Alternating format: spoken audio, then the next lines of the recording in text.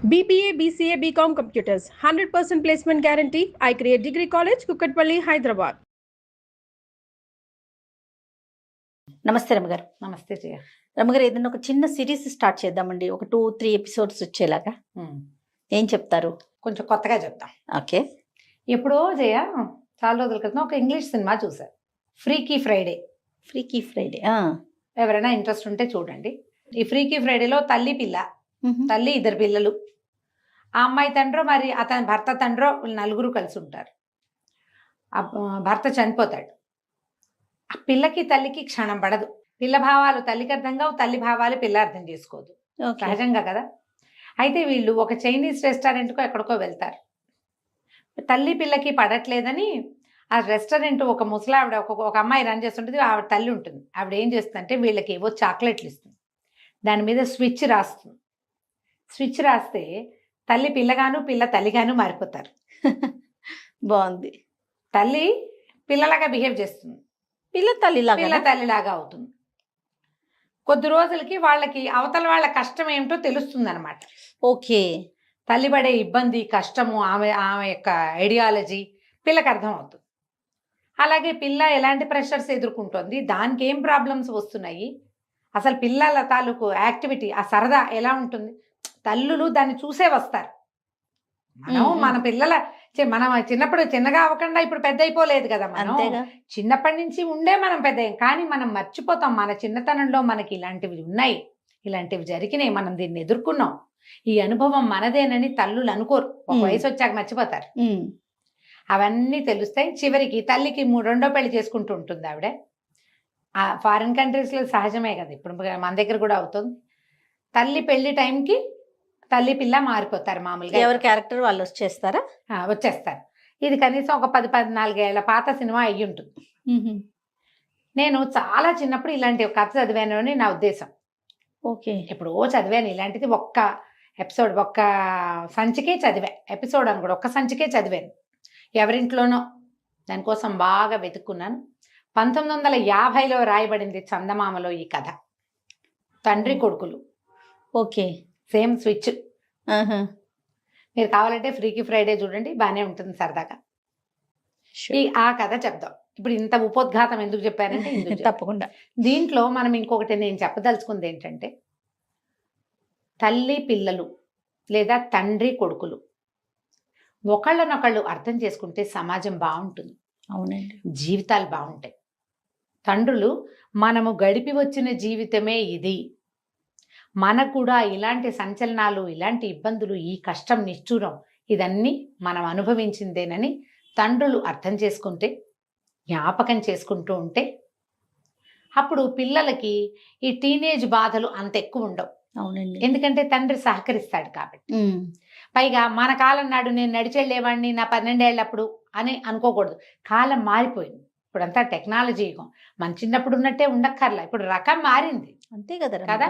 అక్కడి నుంచి పిల్లలు ఇంత కష్టపడతాడు తండ్రి తన కోసం, ఆయన తాలూకు ప్రతి స్వేద బిందువుని నేను వాడుకుంటున్నాను అని పిల్లలకు కూడా అర్థం కావాలి. మనం వాళ్ళని అర్థం చేసుకుంటే వాళ్ళు మనని అర్థం చేసుకుంటారు. అవును రమ్మగారు, అది చెప్పడానికే ఈ కథ. తప్పకుండాను. ఒకప్పుడట వైకుంఠంలో శ్రీ మహావిష్ణువు లక్ష్మీదేవి కబుర్లు చెప్పుకుంటున్నారు. లక్ష్మీదేవి అందట, ఏమండి ఎంతమంది భక్తులు ఉన్నారు మీకు, నిరంతరము ప్రార్థించే వాళ్ళు ఉన్నారు, ఎప్పుడైనా వాళ్ళ కోరికలు తీరుస్తున్నారా అండి మీరు అని అడిగింది. ఈయనన్నాడు, తీర్చడానికి ఏముంది, తీరుస్తూ ఉంటాం, తీర్చము. ఏదో అడుగుతారు, తీరుస్తాం. వాడు అడిగిందల్లా తీర్చేస్తే జీవితం నేల భూమి ఇలా ప్రశాంతంగా వెళ్ళదు. ఒక కోరిక వస్తుంది, అది వెంటనే తీరిపోయింది అనుకో, ఇంకోటి వస్తుంది. అలా సముద్రపు అలలు. అంతేగా. అందుకని వాడికి బాగా అవసరమైంది, వాడికి ఉపయోగపడేదే తీరుస్తాను నేను అంటే ఆవిడకి నచ్చల. కాదండి, పాపం ప్రతివాడికి ఏదో ఒక ఊహ వస్తుంది, వాడి కోరిక తీర్చాలి కదా. ఎవరో ఒకడికైనా వాడు అనుకున్నది అనుకున్నట్టు చెయ్యండి మీరు, నాకు చూడాలనుంది అని. సరే అన్నారు. ఈయన ఏం చెప్పంటే, భూలోకంలో ఈ ఒక ఊళ్ళో మనకు ఒక భక్తుడు ఉన్నాడు, పరమ భక్తుడు. ఆయన పేరు సూర్యనారాయణ, సూరయ్య గారు అంటారు.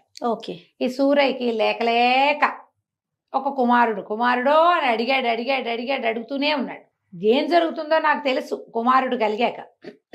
అయినా కూడా సరే అంత కోరుతున్నాడు కదా ఒకసారి తీరుద్దామని తీరిస్తే కొడుకు పుట్టాడు. వాడి పేరు సత్యనారాయణ అని పెట్టారు. సత్యం. ఆ సత్యం పుట్టిన 1.5 ఏళ్లకే భార్య కాస్త గతించి, ఓకే ఇతనికి లేట్ వయసులో ఎక్కువ పెద్ద వయసు వచ్చాక పుట్టాడు పిల్లవాడు. ఓకే. ఇప్పుడు 8 ఏళ్ళు 9 ఏళ్ళు వచ్చినాయి. వాడు పరమ గడసరి, ఈయన పరమ పిసినారి. తండ్రి కొడుక్కి క్షణం పడదు. ఇంట్లో ఉన్న వంటలక్క, తర్వాత ఏమో పనివాడు, పాలేరు వాళ్ళే పెంచుతారు ఈ పిల్లాడిని. వీళ్ళిద్దరికి క్షణం పడదు. ఇక చూడు వాళ్ళని అన్నాడు. సూరయ్య గారు లెక్కలు చూసుకుంటున్నాడు. సత్యం బండి నుంచి వచ్చేసాడు. ఏమిరా బండి నుంచి వచ్చావు అని అడిగాడు వాళ్ళ నాన్న. అడిగితే నా కడుపులో నొప్పిగా ఉంది అందుకే వచ్చేసాను అన్నాడు. అలాంటివి చెప్తారుగా పిల్లలు. అనగానే ఈయనకి ఒళ్ళు మండింది. ఎప్పుడు ఏదో ఒకటి చెప్తాడు వీడు, ఇలాగే చెప్తాడు. అయితేనేమి మన వంటలక్క ఇవాళ గారెలు ఆవడలు చేసింది, అవి నీకు ప్రాప్తం లేవన్నమాట, పడుకోపోయి లోపల కడుపులో నొప్పి తగ్గేదాకా అని గదిలోకి తోసేసి పిల్లాన్ని పోయి పడుకో గది. వాడు బయటికి రాకుండా గది గడి పెట్టేశాడు నాన్న. అయ్యో. ఆ గదిలోకి వెళ్ళాడు పిల్లాడు. గది బయట నుంచున్నాడు సూరయ్య గారు. ఆ లెక్కలు తెమలటల్లా. ఆయన అనుకున్నాడు, గోలో ఈ సంసారం ఏమిటో, ఈ పిల్లాడేమిటో, ఈ లెక్కలేమిటో డొక్కలేమిటో. చిన్నప్పుడే హాయిగా ఉన్నాను నేను, ఎంత హాయి. ఈ సత్యంగాడు చూడు ఎప్పుడు కావాలంటే అప్పుడు స్కూల్ మానిబారేసి వచ్చేస్తాడు. స్కూల్కి వెళ్ళాలన్న పాబందీ కూడా లేదు వాడికి, పకడ్బందీ ఏం లేదు. వాడు వెళ్ళాల్సిందేనని లేదు. మానేస్తాడు. కడుపులో నొప్పి, కాలు నొప్పి, వేలు నొప్పి, నడు నొప్పి అంటాడు, జలుబు అంటాడు, వెళ్ళనంటాడు, ఏదో మారం చేస్తాడు, లేటుగా లేస్తాడు. హాయిగా స్కూల్ మానేసి ఎగ్గొట్టి కూర్చోవచ్చు. ఈ లెక్కాడొక్క తేలేసరికి దుంప దిగిపోతుంది, బాకీలు రావు బయట నుంచి. చిన్నప్పుడే హాయిగా ఉన్నా అనుకున్నాడు. లోపలున్న సత్యం అనుకుంటున్నాడు, దిక్కుమాలిన బడి, వెధవ బడి, ఎప్పుడు పోవాలి, వెధవ లెక్కలు, వెధవ మాస్టారు, చచ్చిపోతాను పడలేక. నాన్న పని హాయి, ఇంట్లో కూర్చొని హాయిగా లెక్కలు పెట్టుకోవటమేగా. చక్కగా ఇనపెట్టి ఇట్ట తలుపు తీసి అట్టా డబ్బులు తీసుకోవటం, రొంటిని పెట్టుకుని బజార్ వెళ్ళి రావటం, ఎప్పుడు ఏం కావాలంటే అవి తినేయటం. నాకేమో కడుపులో నొప్పి, కడుపులో నొప్పి అని చెప్పపోతే మాస్టర్ పంపడు, కడుపులో నొప్పి అంటే వంటలక్క తిండి పెట్టదు. తిండి ఎక్కువయ్యే కదా కడుపులో నొప్పి వచ్చేది. ఈ పూట లంఘనం చెయ్యని పడుకోబెడతారు. అమాంతం పెద్దని అయిపోతే నాన్నలాగా ఎంత హాయిగా ఉంటుంది అనుకున్నాడు. లక్ష్మీదేవి విష్ణుమూర్తి చూస్తున్నారు పైనుంచి. ఆవిడంది, ఏమండి పాపం పిల్లాడు కోరుకుంటున్నాడు, తండ్రి కోరుకుంటున్నాడు, వాళ్ళ కోరిక తీర్చండి అనేసరికి సరే చూద్దాం ఏం జరుగుతుందో అని స్విచ్ చేసేసాడు. ఈ తలుపు కొడుతున్నాడు, లోపల మంచం మీద పడుకున్నాడు సత్యం. వాకిట్లో తలుపు కొడుతున్నాడు సూరయ్య గారు. వాడు ఎంతున్నాడు సూరయ్య గారు? 8 ఏళ్ల బొట్టికాయ అయిపోయాడు. మనుషులు మారిపోయారు. శరీరాలు అలాగే ఉండి బుద్ధులు మారటం కాదు, మనుషులే మారిపోతారా? సూరయ్య గారు ఉన్నాడు కానీ ఆయన 8 ఏళ్ల పిల్లాడుగానే ఉన్నాడు. ఆయనకి లెక్కలు డొక్కలే ఉన్నాయి బ్రెయిన్ లో. ఓకే. నేను చిన్నపిల్లాడిని అయ్యానని అనుకోలేదు. బయట కిందకి నడిచొచ్చాడు. నడిచొచ్చి ఒక 4 అడుగులు వేసాడు. ఆయనకి బజార్లో పని ఉంది. ఓకే. ముందు ఈ వచ్చే లోపల ఏం చేశాడు, గడి పెట్టాడు కదా, మెట్లు దిగాడు. వంటలక్కకి నేను బయటికి వెళ్తున్నా అని కేకేశాడు. కేకేస్తే వంటలక్క వచ్చేసరికి బయటికి వెళ్ళిపోయాడు. వంట ఆవిడ, ఇదేమిటి పిల్లాడిని లోపల పెట్టి గడి పెట్టాం, ఎక్కడికో పోతున్నాను అంటున్నాడు, ఆయన ఏం చేస్తున్నాడు పెద్ద మనిషి అని అనుకుని పైకి వెళ్ళి చూస్తే పిల్లాడు గడి పెట్టేవాడు. ఏమిటి నాకు అట్ట వినపడింది, సత్యం కాదా అనుకుంది. సత్యం కాదు, ఇక్కడ చెప్పింది ఎవరు? సూరయ్య గారే చెప్పాడు, సత్యం గొంతది. అదేలే. బయటికి వెళ్ళాడు. బయటికి వెళ్ళేసరికల్లా వంటలక్కగా ఒక లిస్టు చెప్పింది, సరుకులు కావాలి. సరే వెళ్ళాడు. వెళ్తే పచారీ కొట్టు దగ్గర నుంచున్నాడు భూషయ్య గారు. పచారీ కొట్టు. ఏమాయి భూషయ్య ఎట్టా ఉన్నావు అనగానే భూషయ్య గారు తలకాయ ఎత్తి చూశాడు, కళ్ళెగరేశాడు. ఆయన కళ్ళెగరేసింది ఎందుకు? 8 ఏళ్ల పిల్లాడు ఏమాయి భూషయ్య అంటే కళ్ళెగరేయరు. ఇంట్లోకి సరుకులు కావాలోయ్, ఒక అరబస్తా బియ్యము అని కందిపప్పు, పంచదార, ఉప్పు, చింతపండు 5 చెప్పాడు. ఆ భూషయ్యకి నవ్వొచ్చింది. కాకేమి అట్టాగే డబ్బులేయి అన్నాడు. పిల్లాడితోటి డబ్బులా అని జేబు తడుకున్నాడు. జేబు తడుకుంటే ఆ జేబు నేను నిక్కర్ జేబులో చేయి పెట్టానని తెలియలే, అప్పటికి ఇంకా తట్టలేదు. జేబులో చేయి పెడితే చేయి తీస్తే ఒక ఇంత పెన్సిలు, ఓ ఇంత దారపు ఉండా, అక్కడి నుంచి తుమ్మ జిగురుతో ఏమిటో ఉంది అందులో.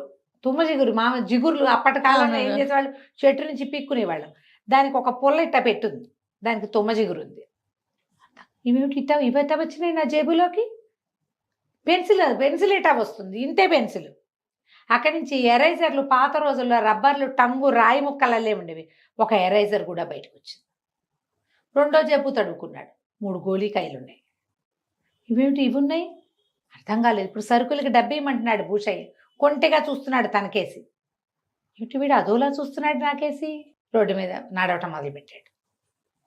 చచ్చేలా ఆకలిస్తుంది ఆయనకి.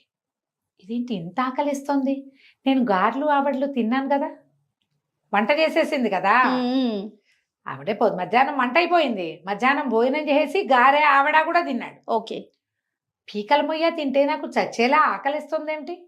చూస్తే బజార్ కనపడుతోంది, ఒక హోటల్ లాంటిది, మిఠాయి దుకాణం కనపడుతోంది, పూరీలు జిలేబీలు అవి కనపడతాయి. డబ్బులేవి మన దగ్గర ఏమున్నాయి, ఓ పెన్సిల్ ముక్క, ఒక రబ్బరు, ఇవి ఉన్నాయి. డబ్బులు లేవు. ఈ లోపల ఒక పిల్లాడు ఒకడు కనపడ్డాడు. వాడు ఇలా వచ్చి నెత్తి మీద టెబేల్మని కొట్టాడు ఒక దెబ్బ. ఏరో ఎగ్గొట్టేవే బడి అన్నాడు. అనగానే గొడ్డు మండిపోయింది. వెధవా, వీడెవడో నన్ను నెత్తి మీద కొడతాడా. వాడు చూస్తే ఇంత కొంటె మొహం వేసుకుని 8 ఏళ్ల బొట్టికాయ, వీడు నన్ను కొట్టడం ఏమిటి, వీడు నన్ను ఎందుకు కొడుతున్నాడు అర్థం కాలేదు.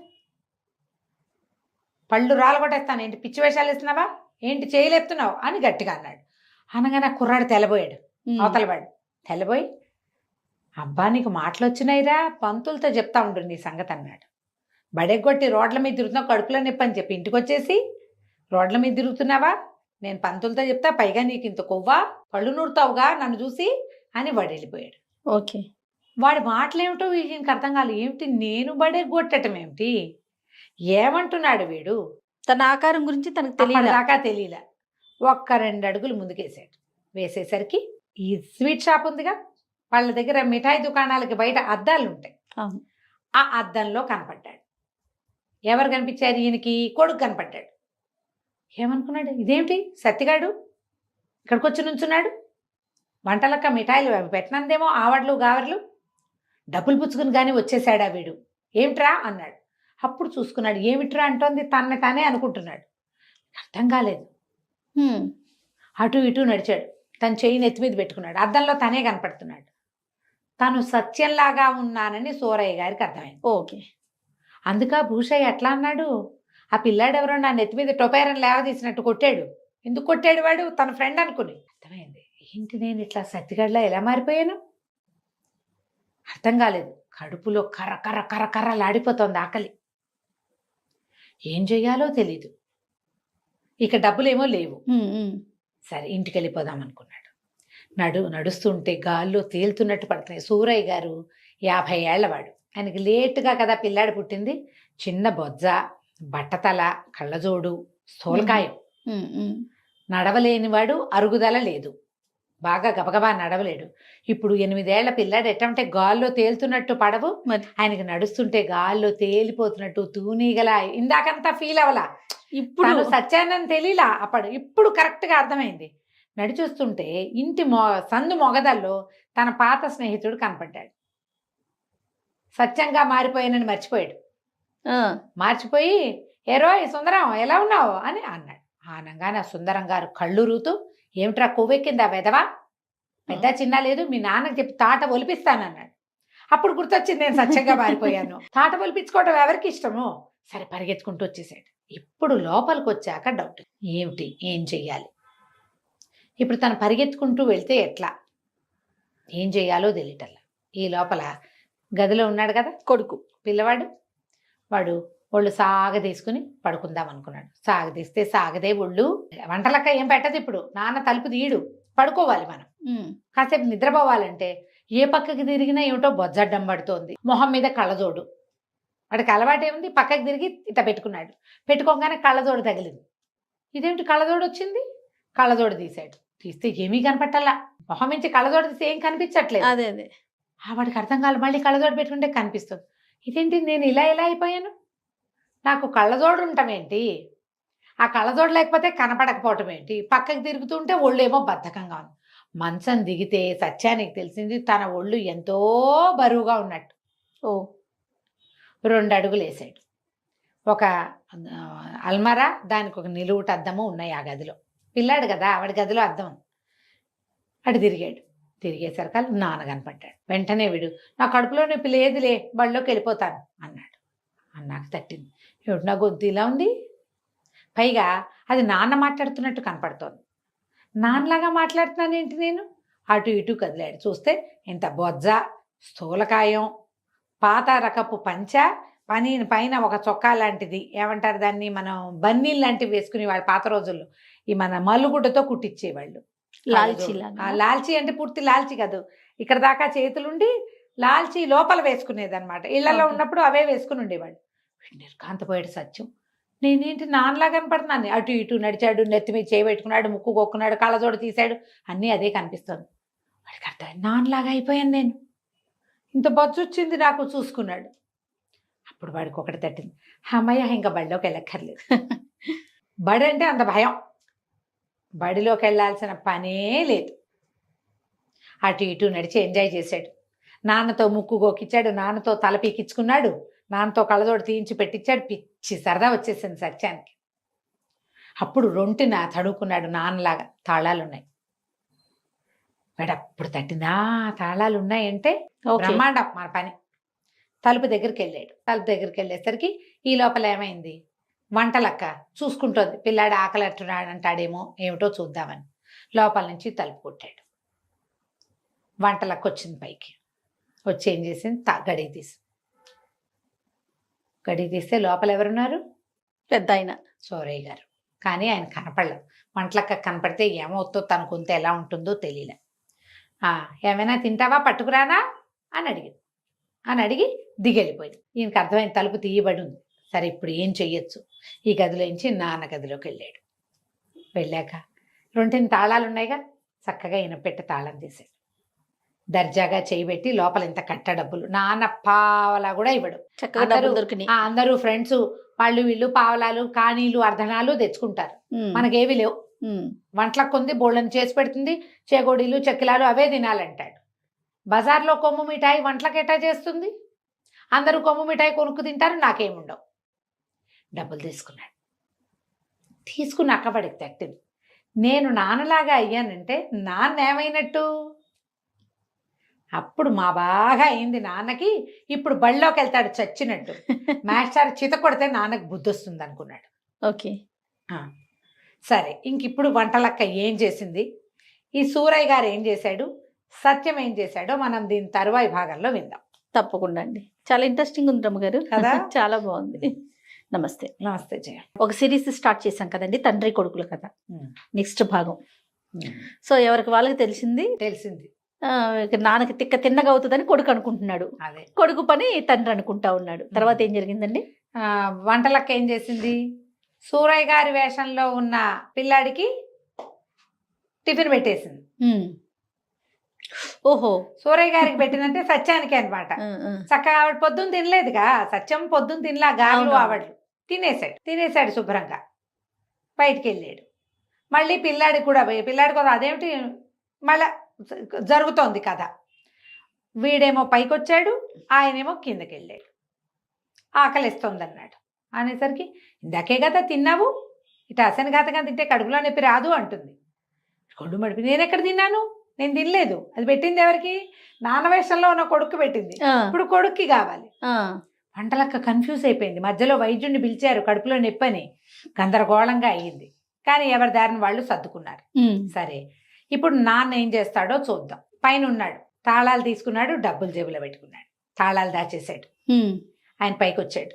పైకి వస్తే తీరా చూస్తే ఏముంది, నాన్న ఇంత ఉన్నాడు. ఓకే, బొట్టికాయ, 8-9 ఏళ్ళు ఉన్నాయి.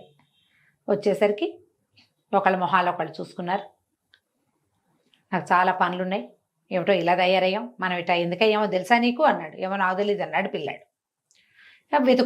వెతుకుంటుంటే నాకు చాలా పనులున్నాయి, నువ్వు బళ్ళోకి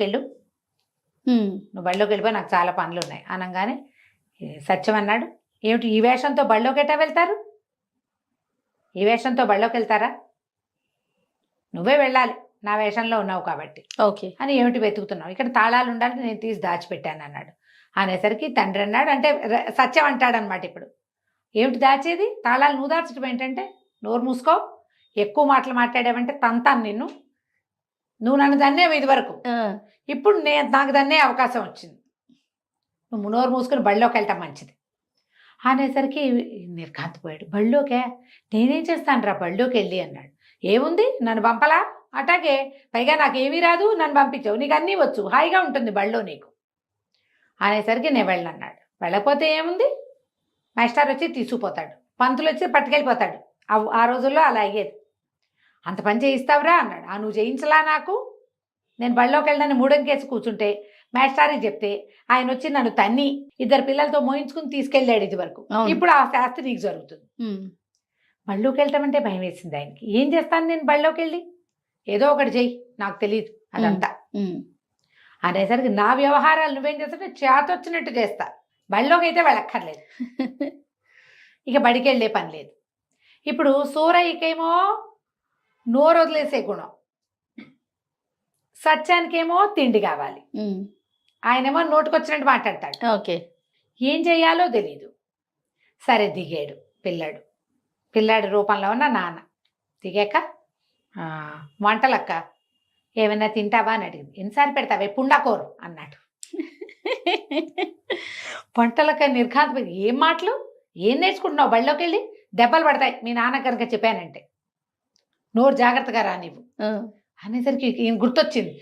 నేనుగా లేను, పిల్లాడిగా ఉన్నా, ఇప్పుడు అనకూడదు అని చెప్పి, నీకు తన్నులు పడతాయి, ఒక పూట మాడితే నీకు బుద్ధి వస్తుంది, అలాగే ఉండు అని ఆవిడ రివరేవా వెళ్ళిపోయింది. పిల్లాడిని ఏడాది పిల్లాడప్పటి నుంచి పెంచింది, స్వతంత్రం ఉంటుంది.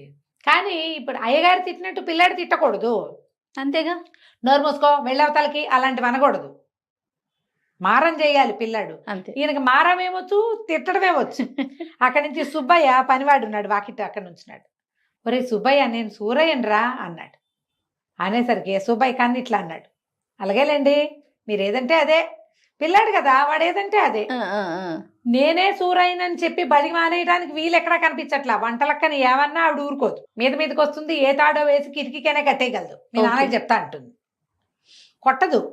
సూరయ్యకి చెప్తే సుబ్బయ్యకి చెప్దామంటే సుబ్బిగాడేమో నన్ను నమ్మడు. పిల్లాడు నేను కింగ్ని, నేను రాజుని, నేను డాక్టర్ అయిపోతా అంటే పని వాళ్ళకి సరదాగా వినోదంగా ఉంటుంది. నేనే సూరయ్యనని వీడు చెప్తూ ఉంటే వాడు కన్ను మలిపి, అలాగేనండి మీరు ఏదంటే అదే, మీరు ఏం చేయమంటే అది, ఒళ్ళు మాలిష్ చేయమంటారో చెప్పండి, నేను ఇంత పిల్లాడికి ఒళ్ళు మాలిష్ ఏం చేస్తారు, అదే అయ్యగారికి మాలిష్ చేసినట్టు చేస్తానంటాడు. అంతే తప్పిస్తే తను సూరయ్యనని వాడు ఒప్పుకోడు. ఏం చెయ్యాలో తెలియలే. సరే రాత్రికి పడుకుందాం అనుకున్నారు, ఎవరి గదుల్లో వాళ్ళు పడుకున్నారు. సత్యం గది ఎట్టా ఉంటుంది, బూరుగు దూది పరుపు, అందులో ఇట్లా మెళ్ళు మెత్తగా దిగిపోతుంది. పెద్దవాళ్ళకి ఏం నిద్ర పట్టింది, పెద్దవాళ్ళకి ఏం నిద్ర పడుతుంది, శరీరానికి పడుతుంది నిద్ర, కానీ మనసుకు పట్టదు, అలవాట్లేక. వీడు పోయి అక్కడ పడుకుంటే కర్ర మంచం, చెక్కలాగా పరుపు, అటు ఇటు తిరగటానికి వశం కాని ఒళ్ళు, ఏం చెయ్యాలో తెలీదు. సరే ఎట్టాగొట్ట తెల్లవారింది. తెల్లారాక అసలు కష్టాలు మొదలు. తెల్లవారగానే వాకిట్లోకి ఎవరో వస్తారు. సూరయ్య గారు అంటారు. నమస్కారం అంటే నమస్కారం బాగానే ఉంది.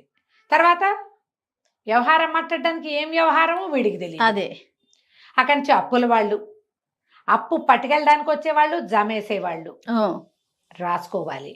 రాతేమో పట్టుబడిపోతుంది. 8 ఏళ్ల పిల్లాడికి నాన్నలాగా పొంకంగా రాయడం ఎట్టా వస్తుంది, అది రాదు. సత్యం కష్టాలు అవి. సూరయ్య గారి కష్టాలు ఇంతే ఉన్నాడు. పొద్దున్నే లేచాడు. లేవగానే వంటలక్క వంటింటో నుంచి లోపల వచ్చింది, రెక్క పట్టుకుని లేవదీసింది. ఆ వంట మంచి ముట్టుకోవటం అది ఆయనకేం వాడు, ఆయన 50 ఏళ్ళ వాడు కదా, రెక్కపుచ్చుకు లేవదీసింది.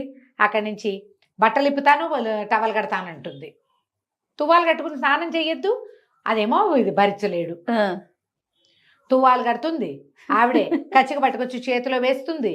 అన్నీ వంటలక్కతో చేయించుకోవాలి. ఇన్నాళ్ళు మరి ఆవిడే చేసింది. ఒళ్ళు నలిచి నీళ్లు పోస్తుంది. ఈయనకి సుబ్బయ్య వీపు తోవటం, సుబ్బయ్య బకెట్ ఎత్తి నీళ్లు పోయటం అలవాటు. ప్రతిదీ మార్పులే కదండి. ఈ పిల్లాడికేమో ఆవిడ నీళ్లు పోస్తుంది. వంట ఆవిడ 8 ఏళ్ల పిల్లాడు ఎంత ఉంటాడు, వాడితో వాడి ఒళ్ళు వీపు అందదు, వంగి నీళ్లు పోసుకోవటం రాదు. వంట ఆవిడే ఒళ్ళు తోముతుంది. ఎట్టాగో స్నానఘట్టం పూర్తి చేస్తారు ఇద్దరు. ఓకే, చేశాక భోజనం. సూరయ్య గారు చద్దన్నం ఏనాడో మానేశాడు. ఆయన ఏదో ఫలహారం తింటాడు. పిల్లాడికి చద్దన్నం పెడతారు బలం. ఇప్పుడు చచ్చినట్టు ఈయన చద్దన్నం తినాలి. వాడు పలహారం ఆనందంగా తిన్నాడు సత్యం, ఎందుకంటే వాడికి కావాలి. అవును. వాడు ఎప్పటి నుంచో నాకు టిఫిన్ పెట్టమని అడుగుతున్నాడు. ఈవిడ ఒప్పుకోదు, పిల్లాడికి బలం చద్దన్నమే పెడతానంటూ.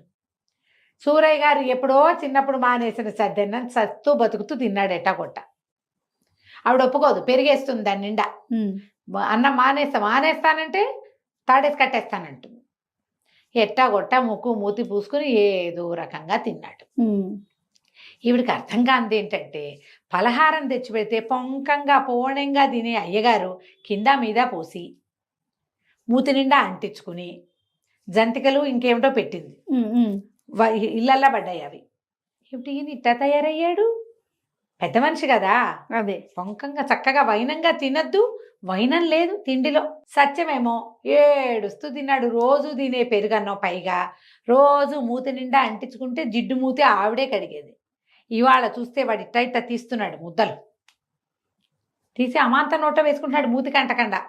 పిల్లాడు పెద్దవాడైనాడా, రోజు ఇట్టకే తింటాడా ఏమిటి, నేను మర్చిపోయానా ఆలోచిస్తోంది కానీ తెలియటం. అదేలే. ఇప్పుడు బడిలోకి వెళ్ళాలి. అసలు ఘట్టం, బడి ఘట్టం మొదలైంది. ఈ సూరయ్య గారు తలనొప్పిగా ఉంది, నేను ఎవరైనా వస్తే నేను మాట్లాడను అలాంటివి ఏవో చెప్పేసి సత్యం తెలివిగా పైకి వెళ్ళాడు. ఎవరైనా వస్తే పైనుంచే మాట్లాడతా, బయటికి రాను. ఈ కథ నడుస్తుంది. బడికి వెళ్ళే కథ ఎట్టా నడుస్తుంది. బడిలోకి వెళ్తే ఆ బడికి ఏకైక మాస్టర్.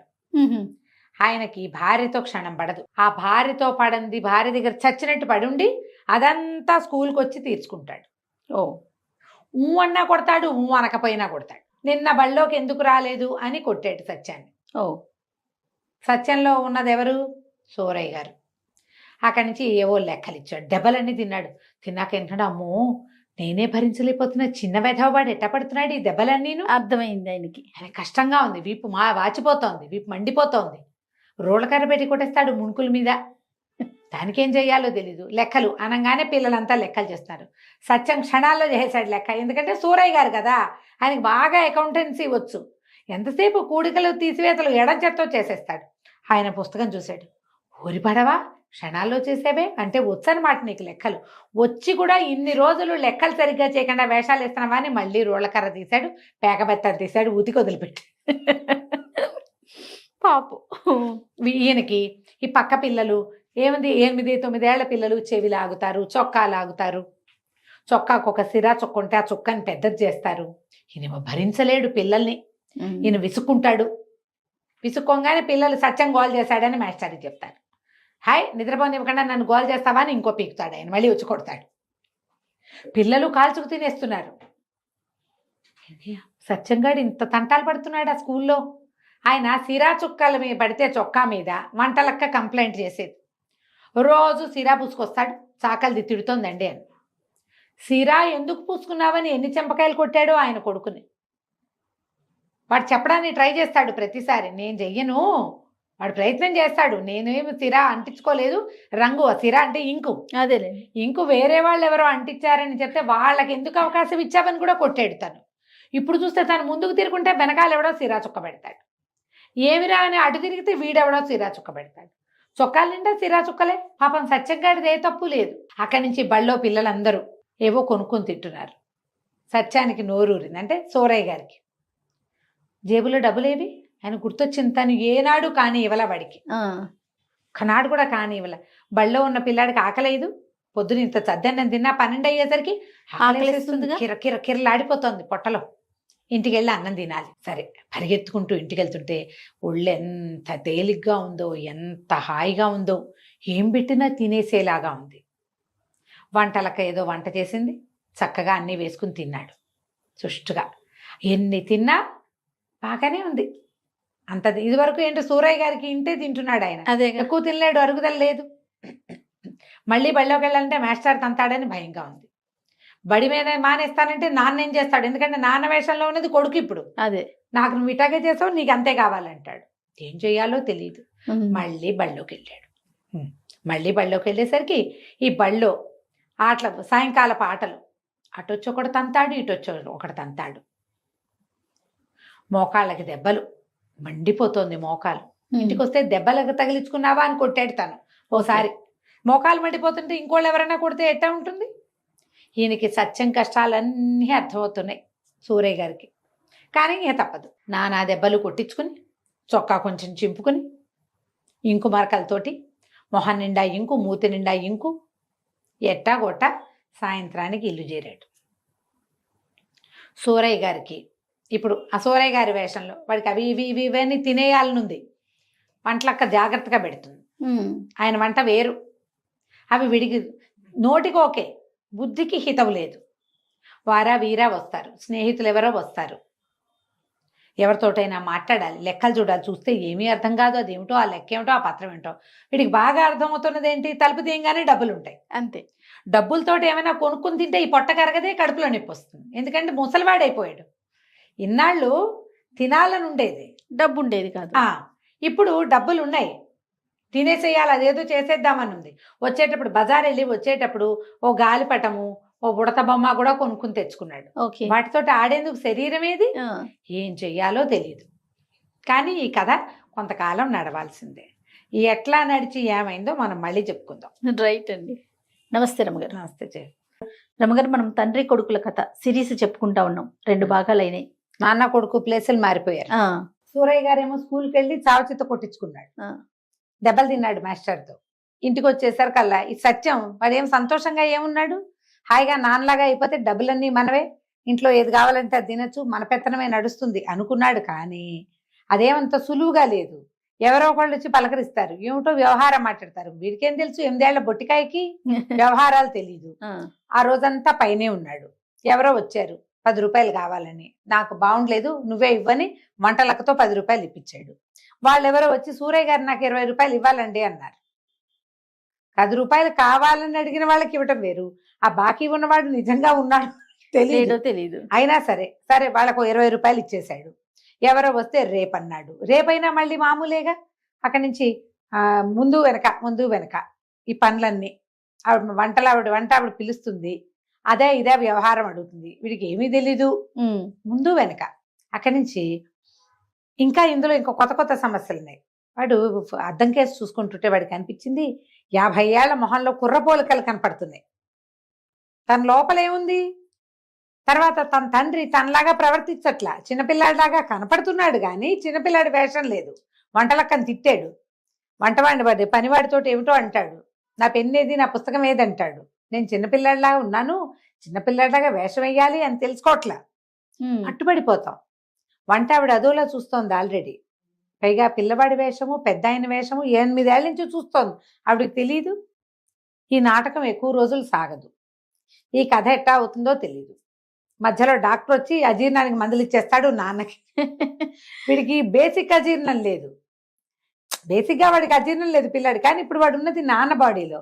ఆ బాడీ మూసుకోవటం ఎంత కష్టంగా ఉందో. లెక్కలు చూస్తే అన్ని అయోమయం, అంధకారం, ఏ ఒకటి ఏమిటి అంతుపట్టవు. డబ్బులు ఉన్నాయి, ఖర్చు పెట్టుకోవచ్చు, అదొక్కటే పాయింట్ ఉంది, ఇంకేం లేవు. పైగా ఖర్చు పెట్టుకోవడం అంటే తనకి ఎప్పటి నుంచో గాలిపడగలు ఏమంటారు, గాలిపటం కొనుక్కోవాలని ఉంది. ఇప్పుడు గాలిపటం కొనుక్కోవడం వరకు బాగానే ఉంటుంది. మీ అబ్బాయి కాండి అంటారు కోర్టులో. కానీ ఇప్పుడు అబ్బాయి కాదు ఎగరేసేది, ఎవరు, తను. ఇప్పుడు ఇంత బట్టతల బాణబజ్జా వేసుకుని మేడెక్కి తను గాలిపటం ఎట్లా ఎగరేస్తాడు, సరదా ఎట్లా తీరుతుంది. ఒళ్ళేమో సహకరించదు. వాడికి ముందు వెనకగానే ఉంది. ఏం చేయాలో తెలియటల్లా. చీకటి పడింది. కాస్త చీకటి పడేసరికల్లా పిల్లాడు ఇంకా రాలేదండి అని వచ్చి చెప్పింది. అబ్బాయి రాలేదంటే, రాలేదా, ఎక్కడికి వెళ్ళాడు అని ఆలోచించి, వాడే వస్తాడులే కాసేపు చూద్దాం, ఏ నేస్తులు ఇంటికో పోయి ఉంటాడు అన్నాడు. వంట ఆవిడ సరేనని వెళ్ళిపోయింది. ఈ లోపల ఒక ఆయన వచ్చాడు. ఎరా సూరయ్య అని పైకి వచ్చేసాడు. ఆయనేమో ప్లేడరు, వకీలు, ఈయనకి పాత ఫ్రెండు. ఆయన వచ్చాడు. ఇక రానా పైకి అని అడగల, మిగిలిన వాళ్ళలాగా దబదబా మెట్లకి వెనకాల వచ్చేసాడు. వచ్చేసి పడ కుర్చీలో కూర్చుని ఏమిటేమిటో వ్యవహారాలు, అక్కడ పొలం అంటాడు, ఇక్కడ తింటాడు, ఊహు అనాలో అనాలో ఏమీ తెలీదు. ఎటా గొటా 1 గంట సేపు ఆయనకి ఇదయ్యి మాట్లాడి, ఏమిట్రా కునుకుపట్లు పడుతున్నావు, బతకంగా ఉందేమిట్రా, సరేలే రేపు వచ్చి మాట్లాడతాను, అయినా నేను రేపు ఊరు వెళ్తున్నాను, 2 రోజులు వస్తానంటే అమ్మయ్య 2 రోజులు టైం దొరికింది అనుకున్నాడు. ఆయన దిగెళ్ళాడు. ఈ వంటలకు వచ్చి, పిల్లాడు రాలేదండి, సరే మీకు అన్నం పెడతాను రండి అని. పిల్లాడు రాలేదు అనగానే వీడు ఎక్కడికి వెళ్ళాడా నాన్న అని ఆలోచనలో పడ్డాడు. నేను ఇప్పుడే తిన్ను, కాసేపాకి తింటానంటే వంట ఆవిడ కేకలేసి, కాసేపాకి తింటే ఎట్టాగండి, మీకు అన్నం తినడానికి నిద్రపోవడానికి 2.5 గంటలైనా గ్యాప్ ఉండాలి, మధ్యలో వారం ఉండాలని చెప్పాడా డాక్టర్? ఇప్పుడు తినకపోతే అన్నం ఎట్టా అరుగుతుంది? దిగిరండి ముందు, మీరు అబ్బాయిలాగా నేర్చుకున్నారేమిటి? పెద్దానికి ఎప్పుడు అడిగినా రేపు రేపు తర్వాత మాపు అంటుంటారు అన్నది. ఆవిడకి అర్థమవుతోంది ఈ పిల్లాడి వేషం వేస్తున్నాడని. తీసిపోయింది వెనకాల పెట్టుకుని. సరే ఏం చేస్తాడు, కిందకెళ్ళి ఏదో 4 ముద్దలు తిన్నాడు, మళ్ళీ పైకి వచ్చి కూర్చున్నాడు. పిల్లాడు రాలేదు. అంటే నాన్న రాలేదు. ఇప్పుడు ఏమైంది? వాడు ఏం చేశాడు, ఆయన సూరయ్య గారు సత్యం రూపంలో ఉన్నాడు కదా కొడుకు, అటు ఇటు తిరిగాడు. ఇంటికి వెళ్తే తన కొడుకు ఇన్నాళ్ళు అన్నిటికీ వాడిని కొట్టాడు వృధాగా, కేకలేసేవాడు, వాడిని లైన్లో పెట్టడానికి ప్రయత్నం చేసేవాడు. బడికి వెళ్ళనని మొరాయిస్తే మాస్టారి కబురు చేస్తే ఆ మాస్టారి చండ ప్రచండు వచ్చి కాళ్ళు చేతులు కట్టి కూడా తీసుకుపోయాడు 2 సార్లు. ఆ బడిలోకి వెళ్తే ఆయనేమో చిత్త కొట్టేస్తున్నాడు. పాప పిచ్చి వెధవ, ఎన్ని దెబ్బలు తిన్నాడు. నా దగ్గర దెబ్బలు తిని, స్కూల్లోనూ దెబ్బలు తిని, ఈ దిక్కుమాల చదువుబాడు రాకపోతే ఏమైంది? ఇన్ని డబ్బులు ఉన్నాయి, ఎవరో ఒక మాస్టర్ని ఇంట్లో పెట్టి చదివించకూడదు నేను? ఎందుకు వీడిని ఇంత హింస పెట్టా? ఒక్కగానొక్క పిల్లాడు లేక పుడితే తల్లి లేదు వాడికి, వాడు ఎవరితో చెప్పుకుంటాడు చిన్న వెధవ అనిపించడం మొదలుపెట్టి. ఇంటికి వెళ్తే ఇప్పుడు వంటలక్క గోల. ఇప్పుడు ఈ ప్రాణం హాయిగానే ఉంది, ఆకలిస్తోంది, చక్కగా అన్నం అరిగిపోతోంది, గాల్లో తేలిపోతున్నాయి కాళ్ళు చేతులు, ఎక్కడ కావాలంటే అక్కడ పరిగెత్తేసేయచ్చు, చెట్టెక్కచ్చు, చేమక్కచ్చు. నిన్నటి దాకా ఇంత బొజ్జ, ఇప్పుడు హాయిగా ఉంది పిచ్చుక పర్సనాలిటీ తోటి. పర్సనాలిటీ వరకు ఓకే. ఇప్పుడు ఇంటికి వెళ్తే ఏం ఎదుర్కోవాలో తను చూస్తుండగానే తన కొడుకు ఎన్ని వ్యవహారాలు తగలబెట్టేస్తాడో, డబ్బు పాడు చేస్తాడో ఏమిటో. ఇది ఈ రూపం ఎందుకు వచ్చిందో ఎటా పోతుందో తెలియదు. పోనీ ఇక ఇంటికి వెళ్ళకుండా ఎక్కడికైనా వెళ్ళిపోదాం అనుకున్నాడు. ఇక స్కూల్ పుస్తకాలు పుచ్చుకుని ముందుకు వస్తుంటే ఎవడో కనపడ్డాడు. అరే మీ ఇంట్లో పెట్టరా నా సంచి, నేను మళ్ళీ తీసుకుంటానని వాడికి పుస్తకాల సంచి ఇచ్చేసాడు. వాడు ఎరా గూటి బిళ్ళ గనక ఆడేవో మీ నాన్న చిత్త కొడతాడు, రే నీతో పాటు నేస్తులందరినీ కొడతాడురా అన్నాడు. అయినా సరే పర్వాలేదు, ఆడేలా పారిపోవడానికి గూటి బిళ్ళకని చెప్పాడు వాడికి. వాడు ఆ బ్యాగ్ పుచ్చుకుపోయాడు, పుస్తకాల సంచి పుచ్చుకుని వాడు వెళ్ళిపోయాడు. ఈయన మెల్లిగా ఈ సత్యం నడవటం మొదలు పెట్టాడు. రైల్వే స్టేషన్ పోయాడు. ఏదో రైలు వెళ్తాను, రైలు ఎక్కేశాడు.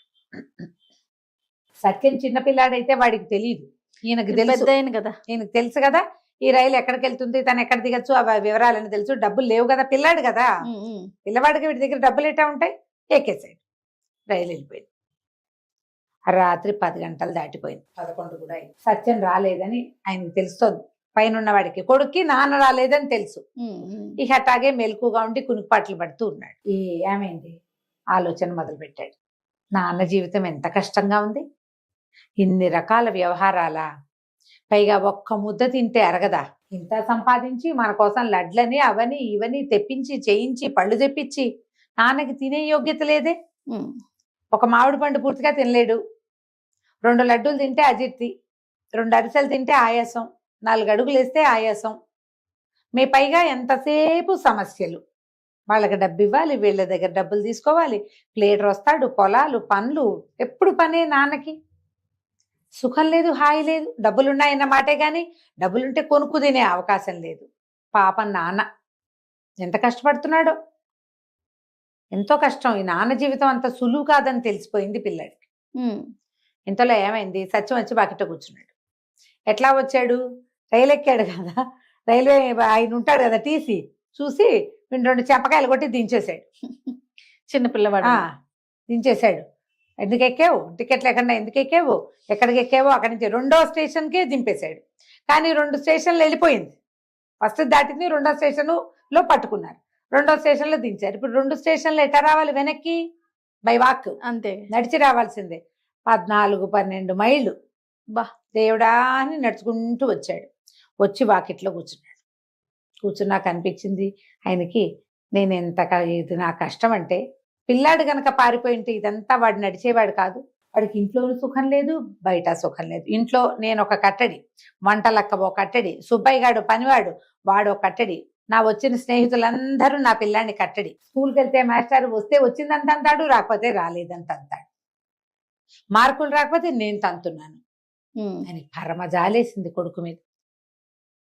వాడి జీవితం ఏం సుఖం లేదు, పిల్లాడి జీవితం కాళ్ళు చేతులు తేలిగ్గా ఉన్నాయి, ఏది తిన్నా అరుగుతుంది, అంతేనా? అది నాకు అరిగింది ఇది వరకు. చాలా పొరపాటు చేశాను నేను అనిపించింది. సరే తలుపు కొట్టాడు. పైనుంచి నాన్న వచ్చి తలుపు తీశాడు. వచ్చాడు ఆయన. ఇద్దరు కలిసి ఒకళ్ళ మొహాలు ఒకళ్ళు చూసుకున్నారు. ఎక్కడికి పోయినావు? ఇప్పటిదాకా రాలేదు అంటే, ఎక్కడికో వెళ్ళాను, కాళ్ళు నొప్పులు పెట్టి వచ్చేసాను, నాకు ఆకలిస్తుంది అన్నాడు. వంటింటో ఏదో ఉంటుంది తినమన్నాడు. పోయి వంటింటో తిన్నాడు.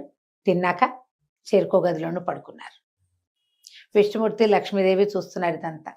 లక్ష్మీదేవి అంది, పాపం పిల్లాడికి వాళ్ళ నాన్న కష్టం అర్థమైందండి, నాన్న కూడా పిల్లాడి కష్టం అర్థమైంది, చాలేండి ఇచ్చిన వరం, ఎవరి రూపాయలు వాళ్ళకి ఇచ్చేసేయండి, పాపం వాళ్ళకి తెలిసింది కదా అంది. విష్ణుమూర్తి నవ్వాడు, నువ్వు మా అట్లాగే ఉంటావు, నీకు తెలియదు అన్నాడు. తెల్లవారేసరికి సత్యంగాను సూరయ్య గాను మారిపోయారు. ఆయన లేచి, ఇదేమిటి ఈ మంచం మీద పడుకున్నాను నేను అని లేచి బయటకు వచ్చాడు. పైన పడుకున్న సత్యం దిగి, నాన్న మంచం పెద్దది, ఎత్తైన మంచం, దాని నుంచి దూకాల్సి వస్తుంది వాడు. సూరయ్య గారు ఎత్తు మనిషి, ఇంత పొద్దుంది ఎత్తు మనిషి, ఒక దూకి దిగొచ్చాడు. ఇద్దరు మెట్ల మీద ఎదురుపడ్డారు. ఎదురుపడంగానే ఆ పిల్లాడిని చూస్తే తండ్రికి, తండ్రిని చూస్తే పిల్లాడికి ఒళ్ళు మండిపోయింది.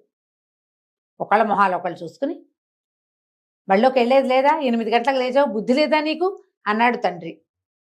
నువ్వు మాత్రం పొద్దున్నే లేచావా, నా కబుర్లు చెప్పావు కానీ, అంతుంటే నువ్వు కూడా లే అని కొడుకు అనేసి ఎవరి దారిని వెళ్ళిపోయారు. కొడుకు మీద పళ్ళు నూడుతూ నాన్న మీద ధుమధుమలాడుతూ పిల్లవాడు. వాళ్ళకి ఎప్పటికీ సఖ్యత కుదరల. విష్ణుమూర్తి నవ్వాడు. వీళ్ళు వేరు రూపాల్లో ఉన్నప్పుడు ఒకళ్ళ మీద ఒకళ్ళకి జాలేసింది. ఒరిజినల్ రూపాల్లోకి వచ్చాక నిన్న నేను మా నాన్న ఎంత అవస్థపడ్డాడో నేను చూశానని కొడుకు అనుకోలే, అది కొడుకు ఎంత బాధపడుతున్నాడో అని నాన్న అనుకోరు. ఎవరి వయసుకి తగ్గట్టు వాళ్ళు ప్రవర్తిస్తారు. నాన్నగానే ఉంటాడు, కొడుకుగానే ఉంటాడు. వరాలు ఇచ్చినా ప్రయోజనం లేదు, కాలమే వీటికి సమాధానం చెప్తుందని లక్ష్మీదేవి చూపించాడు. చూడు, నువ్వు వరం ఇమ్మన్నావు, ఇచ్చా, ఇద్దరిలో ఏదో మార్పు వస్తుంది అనుకున్నావు, వాళ్ళు మామూలే. వాడు బళ్ళోకి వెళ్ళినంటాడు, ఈయన వెళ్ళకపోతే చంపేస్తానంటాడు. మాస్టర్ని పిలిపిస్తాడు, మాస్టర్ వచ్చి కోదండం కట్టించి వీణు తీసుకుపోతాడు. ఇంతే కదా, లోకం ఇలాగే ఉంటుంది. అందుకని వరాలు ఇవ్వకూడదు, ఎలా జరిగేది అలా జరగనివ్వాలి. కాలక్రమాన వాళ్ళకి ఏది రావాలో అదే తాగు వస్తుంది. వాడికే కావాలనుకో, వాడే శ్రమపడి బుద్ధి తెచ్చుకుంటాడు. అక్కర్లేదనుకో, ఇగో ఇలాగే ఉంటుంది. అయిపోయింది కథ కంచికి మనం ఇంటికి. బాగుంది రమ్మగారు. నమస్తే. నమస్తే.